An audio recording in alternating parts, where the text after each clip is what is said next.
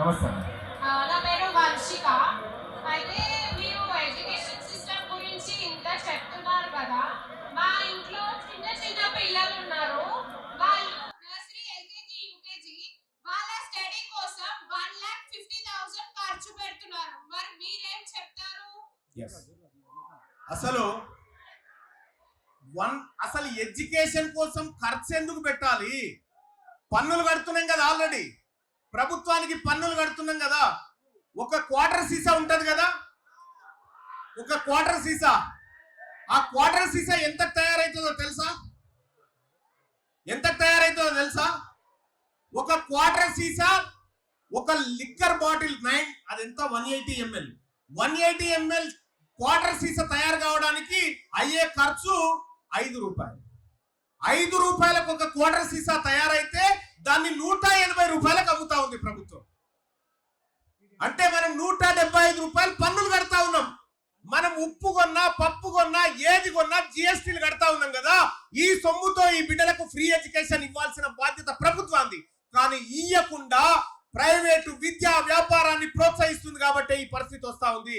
అందుకోసమే తెలంగాణ రాష్ట్రంలో అసలు మేము చిన్నగా ఉన్నప్పుడు అసలు ఈ ప్లే స్కూల్స్ ఎక్కడి, ఆడ మట్టిలో వారేసిపోతే సాయంత్రం వచ్చి తీసుకుందరు మళ్ళా మమ్మల్ని. ఇంత మట్టి ముక్తుంటివి, ఏమేమో చేస్తుంటివి, దెబ్బలు దాకించుకుంటుంటివి, ఆ బల్పాలు తింటుంటివి, ఏమన్నా చేస్తుంటివి.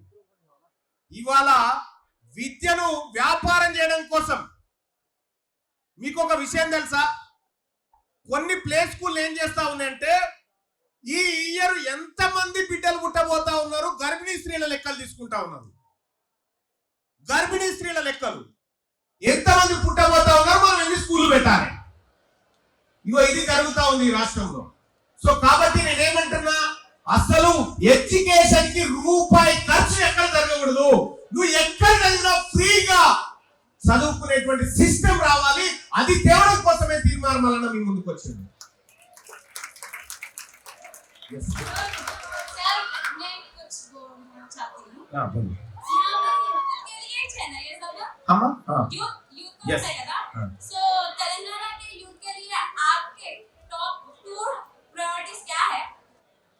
First of all quality education, employment youth के लिए।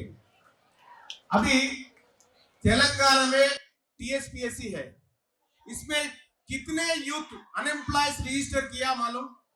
30 लाख अनएम्प्लॉयमेंट यूथ रजिस्टर किया टीएसपीएससी में। खाली कितना है? पूरा 2 लाख। बाकी सबको क्या करना? 30 लाख में 2 लाख गया तो बाकी सबको क्या करना? उसको एम्प्लॉयमेंट दिलाना। తెలంగాణ రాష్ట్రంలో ఇప్పుడు మీరు ఉన్నారు కదా, చాలా మంది ఉన్నారు. మంచి ఉద్యోగం రావాలి మీకని ఎంతమంది కోరుకుంటున్నారు? చేయలేవటండి. మంచి ఉద్యోగం రావాలి మీకని, మంచి ఉద్యోగం కావాలని ఎంతమంది కోరుకుంటున్నారు కదా? ఛేదించండి. మంచి కంపెనీ పెట్టాలని ఎంతమంది అనుకుంటున్నారు చెప్పండి? ఓకేనా? ఇదే మాట ఈసీఎల్ లో ఉన్న మిమ్మల్ని మీరున్నారు కదా, మీ ప్లేస్ లో చైనా, జపాన్, కొరియా పిల్లల్ని తీసుకొచ్చి ఎంతమందికి మంచి జాబ్ రావాలంటే ఎవరు చేయలేవటారు. ఎందుకు తెలుసా? మేము ఉద్యోగం చేయము, మేము ఉద్యోగాలు ఇస్తాము అంటారా. ఉద్యోగాలు ఇస్తాము అని చెప్తారు. మీరు ఉద్యోగాలు చేయడం కోసం కాదు కదా, మీరు నాలెడ్జ్ పెట్టాల్సింది. ఉద్యోగాలు ఇవ్వాలి, కంపెనీలు పెట్టాలి, ఎంటర్‌ప్రెన్యూర్స్ గా పైకి రావాలి. అప్పుడు ఈ దేశం బాగుపడుతుంది, అప్పుడు ఈ దేశంలో నిరుద్యోగం పోతుంది, అప్పుడు ఈ తెలంగాణ రాష్ట్రంలో నిరుద్యోగం ఖతమైపోతుంది.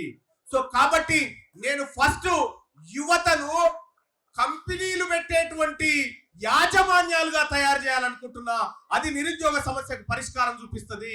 రెండోది, ఎడ్యుకేషన్ మీద 1 రూపాయి ఖర్చు లేకుండా ఫ్రీగా ఎడ్యుకేషన్ అందిస్తే వాళ్ళ అమ్మ నాన్న సంపాదించిన డబ్బులు పెట్టుబడి రూపంలో ఇతర రంగాల్లో పెడతారు. తద్వారా ఈ రాష్ట్రం డెవలప్ అవుతుంది, పెట్టుబడులు వస్తాయి. ఇవి ప్రధానంగా ఈ 2 చేయగలిగితే యువత ఏమీ కోరుకోదు ఇంతకు మించి. ఓకే, ఇక్కడ ఉన్న వాళ్ళందరికీ చదువుకోవడానికి వాళ్ళకున్న ఒకే ఒక కోసం స్కాలర్షిప్ ఫీజు రియంబర్స్మెంట్. కానీ వాళ్ళ రెండు ప్రభుత్వాలు కూడా ఈ బడుగు బలహీన వర్గాల పిల్లలని దూరం చేసే విధంగా రియంబర్స్మెంట్ కానీ స్కాలర్షిప్ కానీ ఇవ్వకుండా చాలా రకాల ఇబ్బందులు పెడుతుంది. దాని మీద మీ నిర్ణయం ఏంటి? ఎలా మీరు ముందుకు తీసుకెళ్తారు? ఎలా పోరాడతారు? రైట్, ఇప్పుడు మీకు 9,000 కోట్ల రూపాయల స్కాలర్షిప్స్ ఫీజు రియంబర్స్మెంట్లు వచ్చేది ఉంది. అవి కట్టకపోతే కాలేజ్ యాజమాన్యం మన సర్టిఫికెట్లు ఇయ్యరు, పైసలు కట్టాలంటారు. మనం పోయి తల్లిదండ్రి మీద అమ్మా నాన్న అక్కడ డబ్బులు కట్టాలి, మా చదువు ఆగిపోతుందని మనం చెప్తా ఉంటాము. మరి దీనికి కారణం ఎవరు? ప్రభుత్వం. ఈ ప్రభుత్వం కారణం. కాబట్టి రేపు సెప్టెంబర్ నెల అంటే వచ్చే నెలలోనే అసెంబ్లీ జరగబోతా ఉంది. ఆ అసెంబ్లీలో ఈ ఈసీఎల్ గ్రౌండ్ లో ఉన్నటువంటి విద్యార్థుల మాటగా నేను ఆ సభలో మీ పేరుతో మాట్లాడబోతా ఉన్నా. వాళ్ళ స్కాలర్షిప్లు ఎప్పుడు ఇవ్వబోతా ఉన్నామని చెప్పి అక్కడ మీ తరఫున ప్రశ్నించబోతా ఉన్నా. సో మల్లన్న గారికి అండగా నిలబడదామా? అదే విధంగా మల్లన్న గారు